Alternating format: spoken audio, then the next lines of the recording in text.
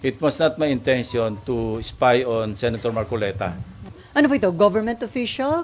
Walang balita kay Gutesa, and that's the reason why, I thought of reviewing the CCTV of September 25. It was not my intention to spy on Senator Marcoleta. No. Ang talagang reason kung bakit pinahanap ko yung CCTV footage, para magkaroon kami ng clue kung sino yung pwedeng kasama niya, na pwedeng mapagkilanlan, na pwedeng ipaabot sa kanya yung invitation through that person. Kasi nga, nawawala siya. And we need him to sue up yung kanyang mga na-testify na earlier, or kung meron siyang mga additional na documents or ebidensya to back up his claim, in his sinumpang salaysay. Naghahanap din kami ng magko-corroborate do sa kanya mga sinabi. In fact, si Senate President Soto was in touch earlier with Senator Bato de la Rosa. Because sabi ni Senator Bato, meron siyang ipipresenta na magko-corroborate kay Gutesa. And I just thought na baka yung si Paul or yung Mark na minention. But nung kinumusta ko kay Senate President, sabi ko, natatandaan ko may sinasabi si Senator Bato, why don't we pursue that? No? Kung po pwede niya maipresenta kasabay sa hearing sa Friday. When he checked, sabi ni Senator Bato, ang balita niya, mukhang nag-join up na kay, Gutesa. kay Congressman Saldico sa Europe. So baka And yun we're still validating, kung yun ang sabi. So madali naman yon. We will check with immigration kung meron talagang departure, assuming na they use their real names. Yeah. So sino po ba yun yung ihaharap Mark ni and Paul, yung sinasabi niya na kasama niya na nag-deliver. Importante yun kasi what we need kay Gutesa, yung magko-corroborate, whether it's another witness or whatever documentary evidence na mayroon siyang hawak para maipakita niya. Otherwise, mere allegation by one person, parang maski sa korte, maski sa prosecution level, baka hindi mag-hold water. So hindi ho kayo mag-stand up yung kay Gutesa na... Sa ngayon, sa tingin ko, being an investigator for so long, pag alam kong ganun lang, isang salita lang, sa isang tao, mahirap tumayo. So kailangan natin ng magko-corroborate. Sa isang interview, sinabi nga ho ni Senator Rodante Marcoleta na nasa Chile na, yung si Mark ba o si... I don't know. Ang pagkaalam ko lang, na nag-join daw, sabi ni Senator Bato kay Senate President na sumama na raw kay ex-Congressman Saldico. Pero sir, plano nyo rin po bang patawag Kung may yung dalawa? information si Senator Marcoleta na nasa Chile, tingnan natin. Basta anything that can really sustain yung lahat ng mga testimonies so far revealed sa mga hearings na nakaraan, we should go there. So kasama po ba yun sa plano talaga ng Blue Ribbon na ipatawag yung sila Paul and Mark ba? Yeah, kasama. Especially Gutesa, para makita natin kung meron siyang mga supporting documents. May mga talks na may pinagtatakpan, merong pinipili, hindi ganon. Maski sa pag nag-resume ng hearings, walang magbabago. Doon sa naunang direction ko noon bilang chairman, na where the evidence leads us, we'll go there. Sir, kinu-question din ni Senator Marcoleta yung aligasyon na pineke ni Gutesa yung kanyang Yung mga standard or specimen signatures ni Attorney Spera, kinumpare doon sa question document. Meaning, yung kinu-question na sinasabing hindi niya pirma. Hindi nga nang match eh. Hindi naman kami yung nag-conclude kundi NBI plus yung... at yung mga nakadetain po dito sa Senate, sir. Yung mga hinahawakan na ng ombudsman at saka yung inimbestiga na undergoing preliminary investigation, kung ano yung kakulangan na pwedeng ma-contribute pa ng Blue Ribbon Committee sa mga hearings, pwede pa rin namin i-pursue. Pero kung repetitive na at naipadala na, kasi I remember when I gave plus drives kay Secretary Vince Dizon. Ito yung pinanggalingan nito, yung dalawa kong privilege speeches. Binigyan ko yung acting ombudsman at that time, si acting ombudsman Vargas. binigyan ko si dating ICI advisor Mayor Magalong, binigyan ko si Secretary Vince Dizon. No? Sabi ko, kumpleto na yan. Actually, pwede na ako mag-file ng kaso based on the evidence contained in those two privileged speeches. Kasi kumpleto naman talaga yun eh.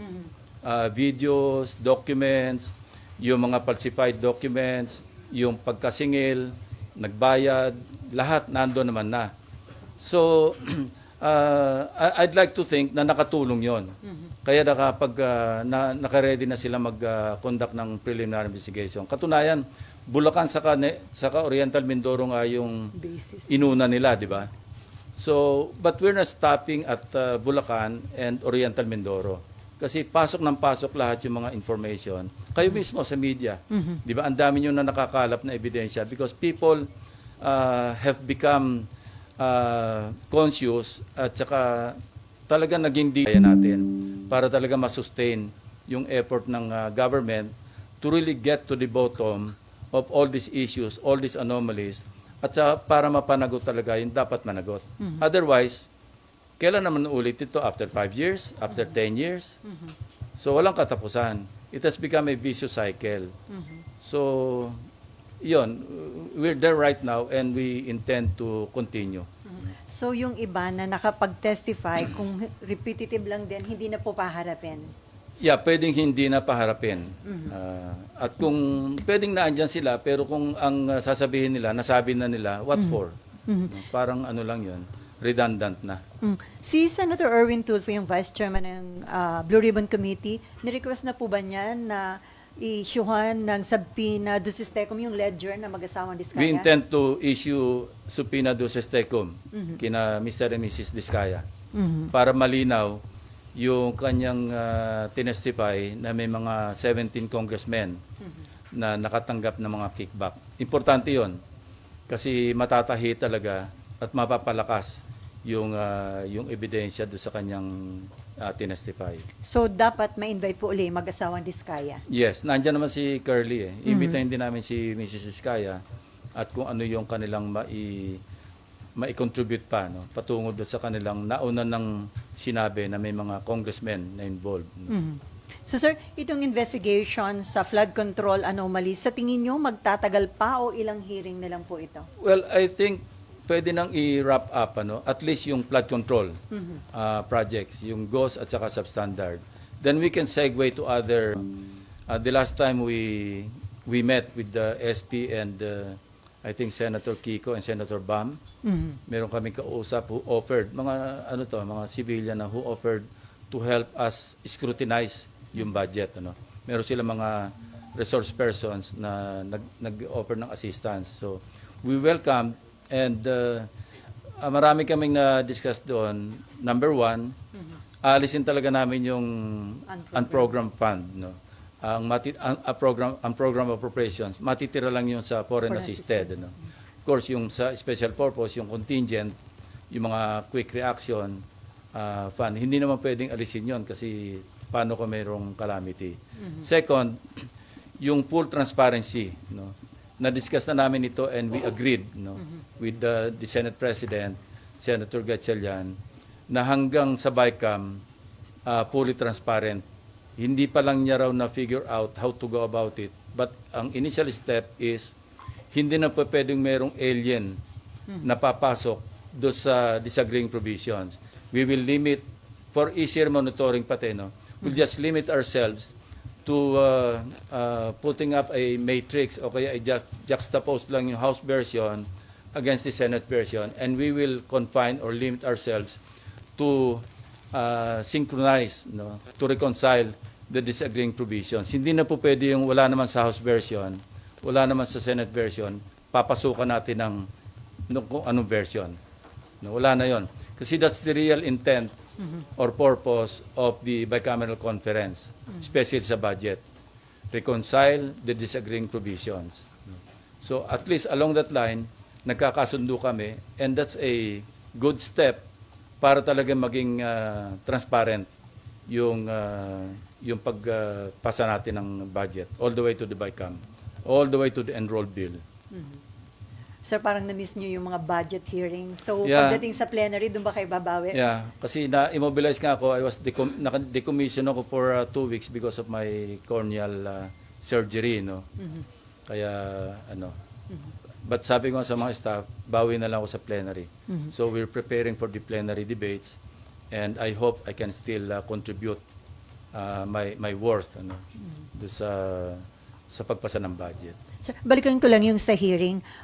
Invited na po ba sa next hearing si former Congressman Saldico and former House Yes. Speaker Martin Romualdez? Although yung kay former speaker, although we will invite him through Speaker Boji D, wala naman talagang direct na pag-implicate sa kanya except yung statement ni Gutesa, but we'll give him the opportunity to respond. But again, observing in the observance of interparliamentary courtesy, kukors namin invitation sa kanya through the speaker. Yung kay ex-Congressman Saldico will send the invitation doon sa kanyang established na residence.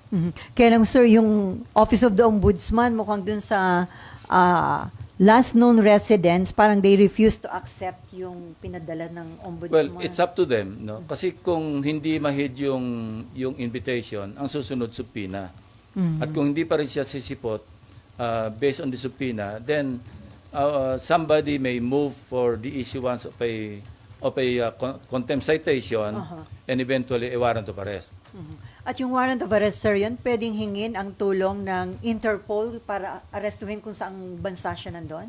Probably, kasi valid naman yung warrant of arrest, yung i-issue ng Senate. So that is as valid as any warrant of arrest issued by the court. I don't know, I'm not sure. But we will try. Sir, may info daw kung sisipot si former Speaker Romualdez sa hearing ng Senate. May advance info kayo, sir? Wala. Iniintay ko yung feedback niya or feedback ni Speaker D. At saka dating Speaker Romualdez din kay SP Soto. Kasi nakipag-coordinate lang ako sa office ni Senate President or kay Senate President himself. Sabi niya mukhang magkakausap yata sila this week. So sabi ko, pakitanong mo lang sa kanya kung gusto niya magkaroon ng opportunity because this happened before. Ako yung chairman ng public order na mention yung pangalan ni Congressman Veloso, di ba? And they requested me to be given the opportunity to make their manifestation and I gave them that opportunity. So if you remember, yung mga naandito previous Congress na yon, di ba pinagsalita namin si Congressman Veloso, si Ching Veloso. So pwede niyang gawin yun, At kung gusto niya sagutin yung mga allegation, in fact, we're thinking of sending subpoena do Stecum do sa contractor na naggagawa ng renovation noong bahay sa 42 McKinley Road, At saka yung security agency na naggugwardya ron. So, kung meron silang logbook, ipapadala namin yung logbook dito to find out if indeed, between the period December 2024 hanggang August 2025, I believe yun yung period na sinasabi ni Gutesa na nagde-deliver sila ng pera doon sa 42 McKinley Road. At kung meron sa logbook na may mga pumasok talaga mga sasakyan, mga vans, or convoy of vehicles, then that's a strong supporting document to buttress yung testimony ni Gutesa, even without Gutesa coming back to testify, I think. Because remember, yung kanyang sinumpang salaysay na naging questionable o forged yung notaryo, that's invalid as far as yung kanyang sinumpang salaysay kung gagamitin ito sa other sa prosecution. But as far as the Blue Ribbon, yung kanyang sinumpang salaysay as read doon sa kanyang sinumpang salaysay na written, valid yun because he was administered this oath and ang presumption is totoo lahat yung sinabi niya sa Blue Ribbon hearing noong September 25. So sir, hindi applicable kay former Speaker Romualdez yung pwedeng gawin kay Saldico na kapag hindi humarap, i-issuehan ng subpoena, kapag hindi pa rin humarap, ay Congressman siya eh. So hanggang invitation lang ang pwedeng gawin ng Yes, Senate. through the Speaker. Sabi ko nga, interparliamentary courtesy. And by the way, I'd like to clarify, yung interparliamentary courtesy, ito'y binibigay do sa institution, hindi sa tao. Kaya nga interparliamentary courtesy kasi courtesy yan ng Senado sa lower house and vice versa. Anyway, okay. Amor? Marlon? RG? Ako si Camille. Nahin natin, Amor. Apo. Sir, balikan ko lang po kay Guteza. Are you bothered by his disappearance? And ano po yung current efforts right now to locate him? Well, obviously, sincere yung efforts to locate him. Ano? Kasi he has to clarify yung kung meron siyang maidadagdag, idagdag niya. No? So, importante yung kanyang presence kung meron siya maidadagdag pa sa kanyang nauna ng pinahayag. No? At saka concerned din kasi hindi na natin alam kung ano nangyari sa kanya. No? May mga claim na nasa marine compound, hindi naman pala. May mga... At saka parang gusto ko rin malaman sa kanya, sino ba talaga yung naggawa ng affidavit mo?